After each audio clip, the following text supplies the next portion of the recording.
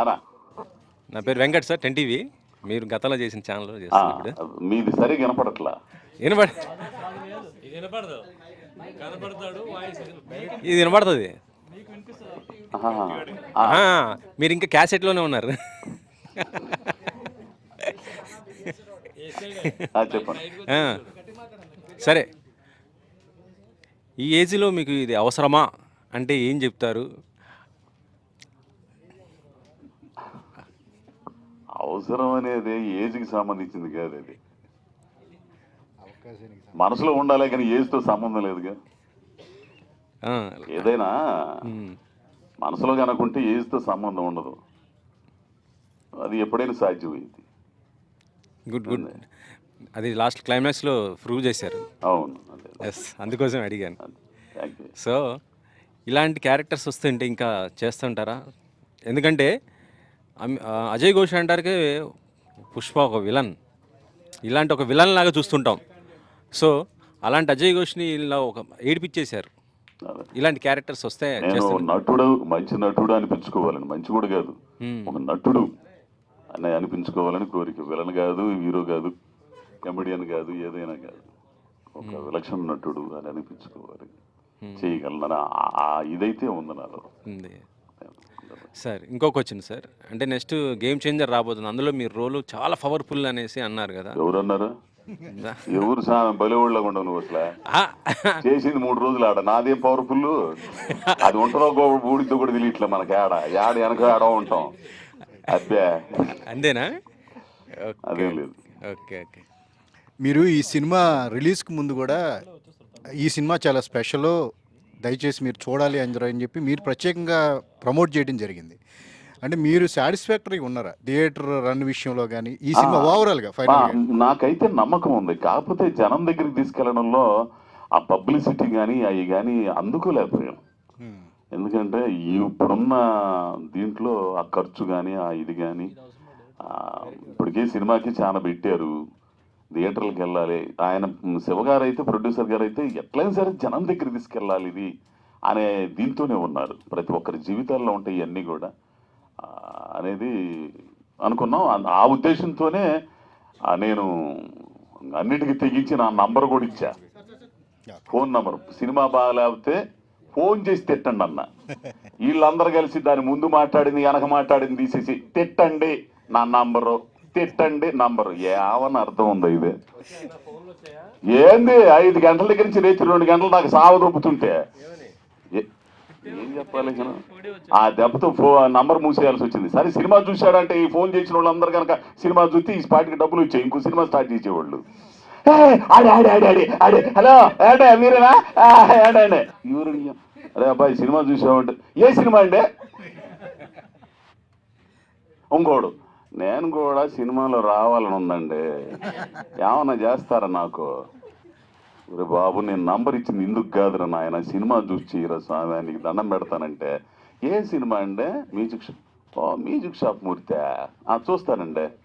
అది అంటే music shop మూర్తి cinema సంబంధించి ప్రమోషన్లో నేను మాట్లాడిన మాటలు ఏంది? సినిమా చూసి బాగా లేకపోతే ఫోన్ చేసి తిట్టండి అన్న. వాళ్ళేం పెట్టారు? తిట్టండి నంబరు, నన్ను తిట్టండి నంబరు, నన్ను తిట్టండి నంబరు. ఏమన్నా అర్థం ఉందా? అంత ఏది మూసేసుకున్నా ఏం చేస్తా, భరించలేక ఎంత. అరే చెప్పే లోపల ఇంకోటి వచ్చేస్తండే, వద్దులే నీకు దండం పెడతాయ్యా. అంటే ఇందాక అన్నారండి గేమ్ చేంజర్ గురించి అడిగినప్పుడు ఉంటుందో ఊడుద్దో తెలియదు అని. అంటే సినిమాల అవకాశాల విషయంలో జేబ్ సాటిస్ఫాక్షన్ ఉంటుంది కానీ జాబ్ సాటిస్ఫాక్షన్ తగ్గిందనిపిస్తుందా ఒక సీనియర్ ఆర్టిస్ట్గా మీకు అవకాశాల పరంగా కూడా? నేను కొన్ని సినిమాలు మాత్రం సాటిస్ఫై అవుతున్నానండి. చెప్పేది ఏముంది, ఇప్పుడు రంగస్థలం, పుష్ప, ఒక నన్ను మెయిన్ విలన్గా ఇంట్రడ్యూస్ అయిన గురువు గారు పూరి గారి జ్యోతిలక్ష్మి. ఆ తర్వాత చేయగలుగుతున్నాడు, అమ్మ చెయ్యాలా ఇంకేరా అని కసి తీసుకొచ్చినాడు వివేకాత్రేయ. రేపు రాబోయే సరిపోదా శనివారంలో ఒక మంచి క్యారెక్టరు. నన్ను యూటిలైజ్ చేసుకో అంటే నన్ను అజయ్ ఘోష్లో ఇట్లా చూపించవచ్చు, ఇతను చేత చేయించవచ్చు అనుకునే వాళ్ళు కొద్ది మందిని మాత్రం కనపడుతున్నారండి. నేను వాళ్ళని తప్పట్టడం కాదు, కానీ మరి ఆలోచన మరి ఏందో నాకైతే తెలియదు. నేనైతే చేయడానికి రెడీగా ఉన్నానండి. ఏంది నాకు అవకాశాలు రావాలని కోరుకుంటున్నాను, నన్ను నేను ఇంకా నిరూపించుకోవడానికి, పొద్దున పెట్టుకోవడానికి. డైరెక్టర్ శివ గారు, ఇందాక అజయ్ ఘోష్ గారు మాట్లాడుతూ తీసిందే మళ్ళీ మళ్ళీ తీస్తున్నాడు, విసిగిస్తున్నాడు అని అన్నారు. ఏంటండి, ఎందుకు అలా తీయాల్సి వచ్చింది? అంటే మీకు తెలిసిందే కదండి, నేను డెబ్యూ ఫస్ట్. సో ఆ ఇన్సెక్యూరిటీ అనేది ఉంటుందండి ఇనిషియల్గా. సో నిదానంగా పోను అది ఏమి దాని గురించి రండి, అదే చెప్తున్నా. డెబ్యూ వల్లనే కొంచెం 2-3 షాట్లు ఎక్కువ తీసి పెట్టుకుంటే మన ఎడిటింగ్లో కొంచెం చేసుకోవచ్చు అనే దాని గురించి అండి 100%. అది ఇప్పుడు ఏంటంటే ఈ సినిమా కంప్లీట్ అయ్యేసరికి అది ఎంతవరకు తీయాలి, ఏం తీయాలి అనేది ఫుల్ క్లారిటీ వచ్చేసిందండి. నెక్స్ట్ సినిమాకి అది రిపీట్ అవ్వకుండా చూసుకుంటున్నాను. అజయ్ ఘోష్ గారు, మైక్ తీసుకో. సార్, ఈ సినిమా మూర్తి మీ కెరీర్ ఎట్లా స్టార్ట్ అయిందో, ఇక్కడి నుంచి మీరు హైదరాబాద్ రావటం ఎలా స్టార్ట్ అయిందో, లైఫ్లో మీ నాటకాలు వేస్తూ గుంటూరు నుంచి అక్కడ అదేది ఒంగోలు నుంచి స్టార్ట్ అయింది మీ కెరీర్. అక్కడి నుంచి హైదరాబాద్ వచ్చిన తర్వాత టెలిఫోన్ బూత్లో పడుకోవటం, పంపు నీళ్ళ దగ్గర స్నానాలు చేయటం, ఇట్లా ఇక్కడ కాదు.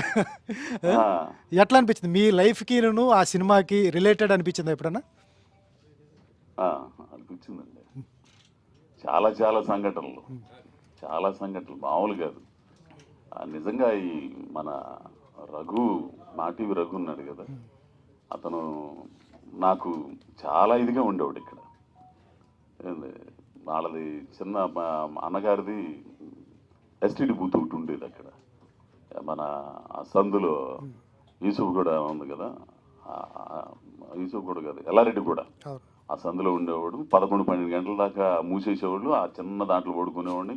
తెల్లారుజామున లేచిపోయి ఆ పంపు దగ్గర నీళ్లు పోసుకునేవాడిని. ఇట్లా చాలా అంటే ప్రతి ఒక్కరి జీవితంలో ఉండేయండి.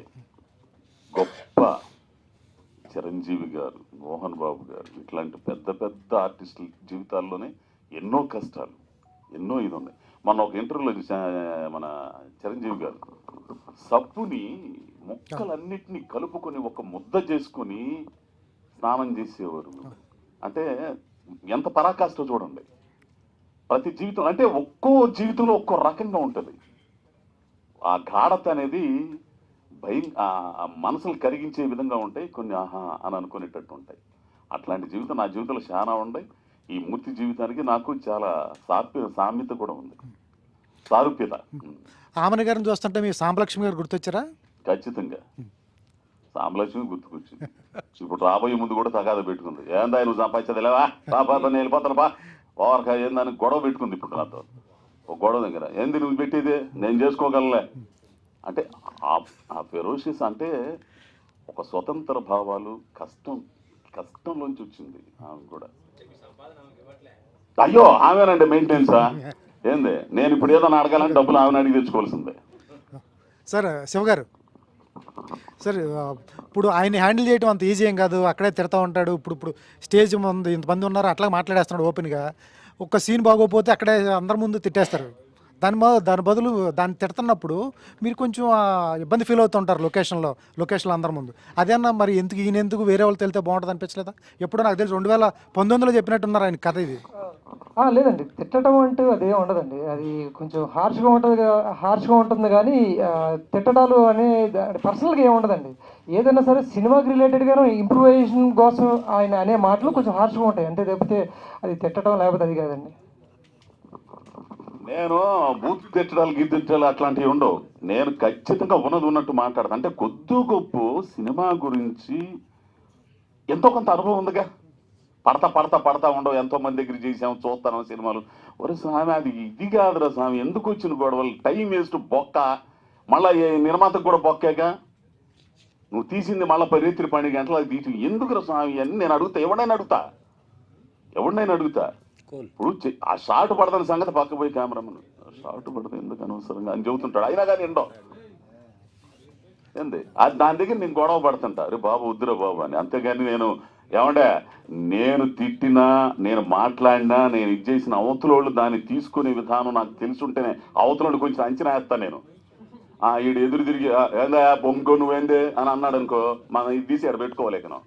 ఏంది అట్లాంటి వాడు కాదని తెలిస్తేనే చెబుతాం. అది చాందిని గారు నా వైపు చూసి చాందిని చౌదరి తెలుగు తెరకి తెలుగు అమ్మాయి పరిచయం అయ్యారు. కలర్ ఫోటోలో మీరు మీ అద్భుత నటన చూసి ఎక్కడో ఉంటారు అనుకున్నాం. తెలుగు నిర్మాతలు మిమ్మల్ని ప్రోత్సహించట్లేదా? తెలుగు సినిమా ఆఫర్స్ రావట్లేదా? ఏంటి వెనకబాటుతనం? మామూలు కృష్ణ గారు తెలుసు అసలు.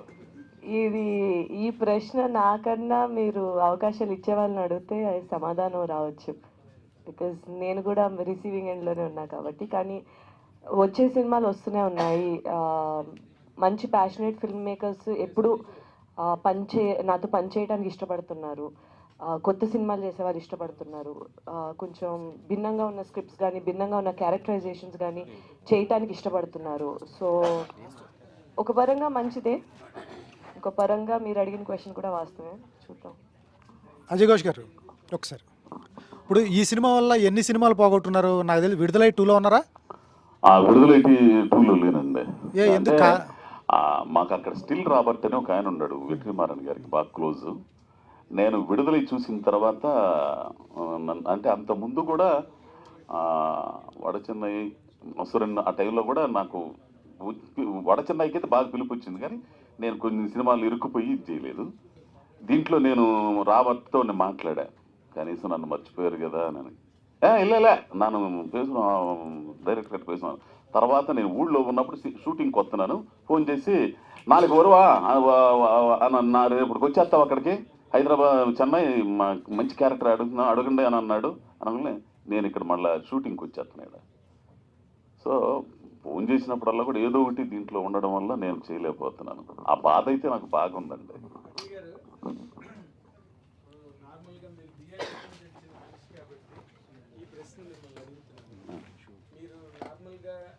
చాలా స్ట్రగుల్ అయ్యే పొజిషన్ నుంచి ఈ రోజు ఇంత రేంజ్కి రీచ్ అయ్యారు. అంటే యశ్ రాజ్ ఫిల్మ్స్ మిమ్మల్ని అడిగిన సినిమాకి డేట్లు లేని స్టేజ్కి వచ్చారు మీరు కెరీర్లో. ఈ ప్రయాణంలో డ్రామా ఉంది మీకు జనరల్గా.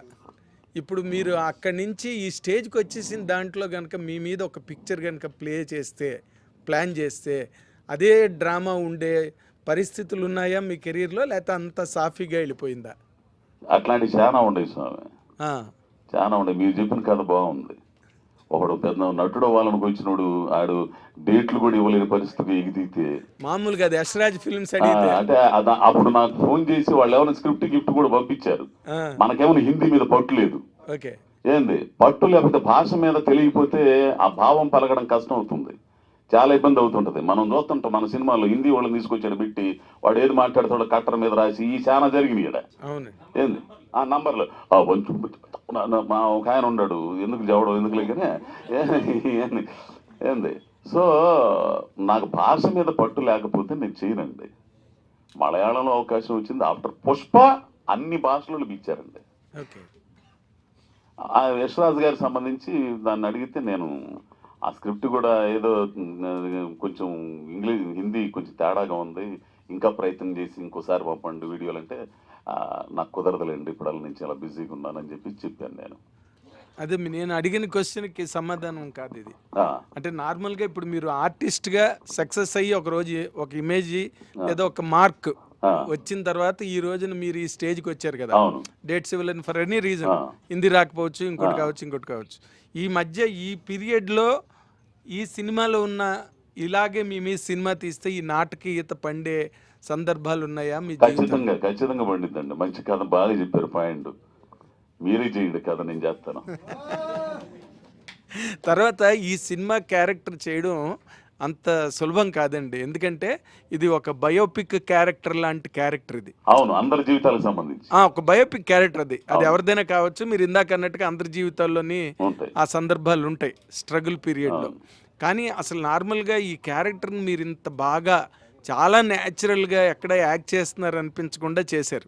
దీనికి మీకు ఏమైనా ఇన్స్పిరేషన్ ఉందండి? అంటే ఆ పెర్ఫార్మెన్స్కి మీరు ఎవరినైనా ఇన్స్పిరేషన్ తీసుకున్నారా, కేవలం ఇట్ ఈస్ యువర్ ఓన్ అండి? ఎవరిని ఇన్స్పిరేషన్ లేదంటే జీవితమే, జీవితంలో అనుభవాల తాలూకు నేను అనుభవించిన ఇవన్నీ కూడా నాకు ఒక్కొక్కసారి అన్ని తెలుస్తూ ఉంటాయి. అంటే ఆ క్యారెక్టర్ అంతా నా జీవితమేనండి. జీవితంలో అట్లాంటివి చాలా చేసి ఇంతకంటే దారుణం ఈయనండి ఇప్పుడు టైంలో. అదేలేండి. అట్లాంటివన్నీ కూడా గుర్తుకు తెచ్చుకుంటే ఆటోమేటిక్ చేసి ఏదైనా అద్భుతంగా చేశారు. మంచి అయ్యా థ్యాంక్స్, మీలాంటి సీనియర్ జర్నలిస్ట్ మీరు అభినందించినందుకు కృతజ్ఞతలు స్వామి. థ్యాంక్ యూ అండి. హాయ్ సార్, ప్రొడ్యూసర్ గారు. Sir, music shop Murthy digital blockbuster అని టాక్ వచ్చింది. బట్ థియేటర్లో అంత రేంజ్కి రీచ్ అవ్వడానికి మీరు ఏమైనా మిస్టేక్స్ చేశారనుకుంటున్నారా? Why do you think this happened? అంటే డిజిటల్లో అయితే మటుకు సక్సెస్ఫుల్ బ్లాక్ బస్టర్ అని టాక్ ఉంది. సో మీరు డూ యూ థింక్ ఏమైనా తప్పు చేశారా? Like do you feel that? తప్పు అయితే అట్లా అయితే ఏమనుకోవట్లేదండి. సో ఈ సినిమాకి కావాల్సినంత ప్రమోషన్స్ అయితే చేసాం, ప్రతిదీ రీచ్ అవుట్ అయితే అయ్యింది. అండ్ మీకు తెలుసు ఇప్పుడు చాలా సినిమాలు థియేటర్కి వెళ్ళట్లేదు ఎవరు. సో ఓటీటీకి అలవాటు అయిపోయారు జనాలంతా. So maybe that's the reason అయితే అనుకుంటున్నామండి. చాందిని గారు, ఏవం మ్యూజిక్ షాప్ మూర్తి రెండు ఒకే రోజు రిలీజ్ అయ్యి మీ సినిమాలు, దీనివల్ల దీనికి ఏమన్నా దెబ్బ పడిందని అనుకోవచ్చు? ఏంటండి? దానివల్ల దీనికి ఏమైనా దెబ్బ పడింది అనుకోవచ్చు? అంటే థియేటర్లు దొరక్క అట్లా ఇబ్బంది పడి ఏమన్నా? సారీ, థియేటర్లు దొరక్క అట్లా ఇబ్బంది పడి రెండు సినిమాలు మీ ఒకే రోజు వచ్చాయి కదా, అవునండి. దాని గురించి. సరే, రిపీట్ చేయరా? రెండు సినిమాలు ఒకే రోజు వచ్చాయి కదా, ఒకదాని వల్ల ఇంకో దానికి థియేటర్లు దొరక్క అట్లా ఏమైనా ఇబ్బంది పడ్డారని అనుకోవచ్చు? అంటే అదే రోజు వేరే సినిమా రిలీజ్లు కూడా ఉన్నాయి. అంటే థియేటర్స్ గురించి నాకు అంత ఐడియా లేదు. సో రెండు సినిమాల్లో మీకు ఏది బెస్ట్ అనిపించింది?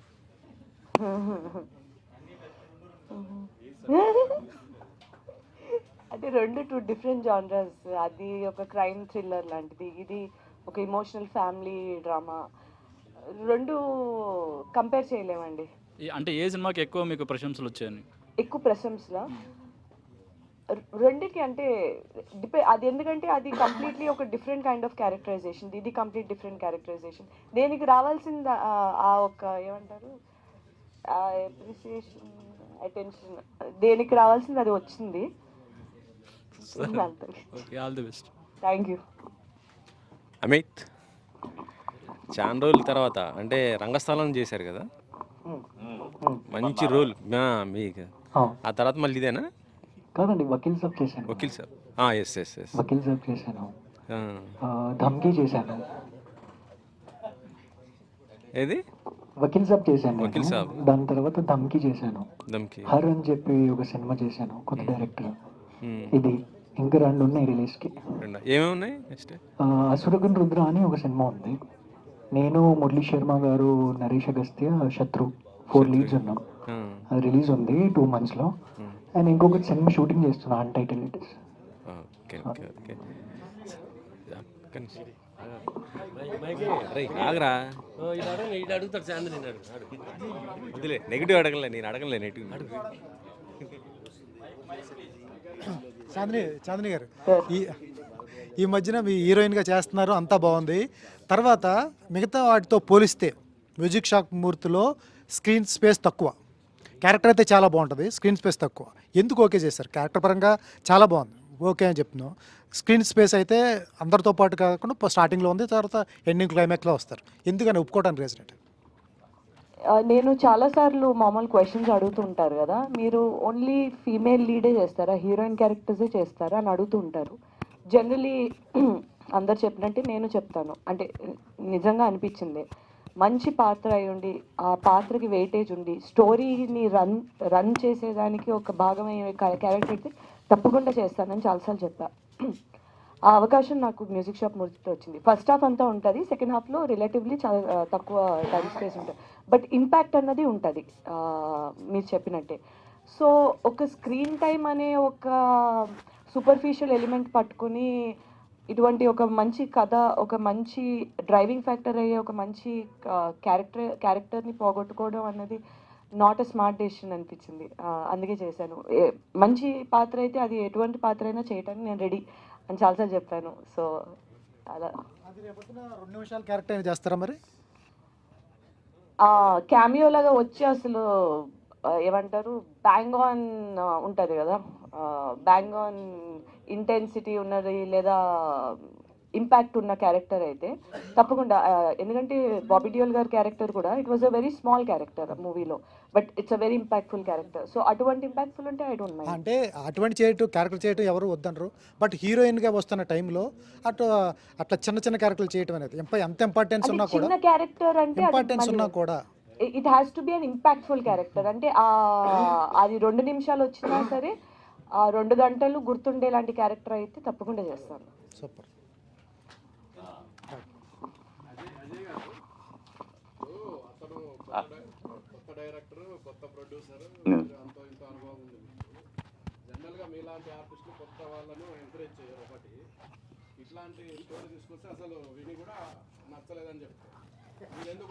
అబ్బాయి ముందర ఫస్ట్ ఆఫ్ ఆల్ నేను ఎవరు నా మాట అన్నయ్యా నాయన ఎందుకు వచ్చిన కూడా నేను ఫస్ట్లో చెప్పా, నేను ఈ కథ అన్న తర్వాత ఎవరు స్వామి నాతో ఏంద్రయ్యా ఇదంతా నువ్వు లేనిపోయిన వారం చాలామంది ఉండరు కదంటేను, లేదండి మీరైతేనే బాగుంటుంది అన్నాడు.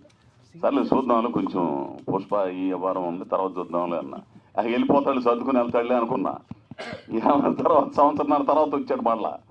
వచ్చి ఏమంటే చేద్దాం ఊరిని ఏమో ఇచ్చిపెట్టేటట్లేడు అని చెప్పేసి మళ్ళీ ఇంకోసారి చెప్పన్న. చెప్పిన తర్వాత సరే చేద్దాం, నీకు నమ్మకం ఉందా, నా మీద నమ్మకం ఉంది, ఓకే కానీ పద అని అట్ట అయిపోయింది అనమాట.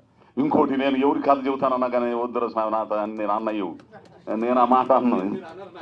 అదే అదే అదే అవునవునవును. చాందిని గారు హాయ్. హాయ్, ఎలా ఉన్నారు? బాగున్నాను. సో బాగున్నాను. So first of all congratulations. So cinema మంచి పాజిటివ్ టాక్, మంచి హిట్. అండ్ మీ ఇద్దరి కాంబినేషన్ అంటే అజయ్ ఘోష్ గారు మీ కాంబినేషన్లో లేకపోతే మీకు నచ్చిన సీన్ ఏమన్నా ఉందా? దాని గురించి ఏమన్నా బాగా అడిగాను సార్.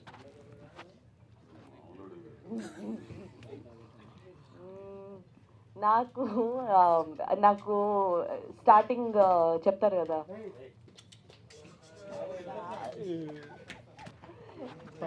డీజే అవుతావా నువ్వా, యూ థింక్ ఇట్స్ జోక్, అక్కడి నుంచి స్టార్ట్ అవుతుంది కదా ఆ బిట్. తర్వాత నేర్పించే సీక్వెన్సెస్ ఉంటాయి కదా, ఆ బిట్స్ అనేది కొంచెం ఫన్ ఎలిమెంట్స్ ఉన్న బిట్స్ అయితే నేను బాగా చేస్తాను. ఎస్పెషల్లీ నాకు మనం డాన్స్ చేసాం, నాకు ఆ బిట్స్ చాలా నచ్చేది. ఇంత డాన్స్ బిట్ ఉంటుంది, దట్ హోల్ సీక్వెన్స్ నానిది హిందీ నాది, ఆ హోల్ సీక్వెన్సెస్ బాగా ఎంజాయ్ చేశాను. ఎక్కువ సరదాగా చేయడం కొంచెం బాగా ఇష్టం.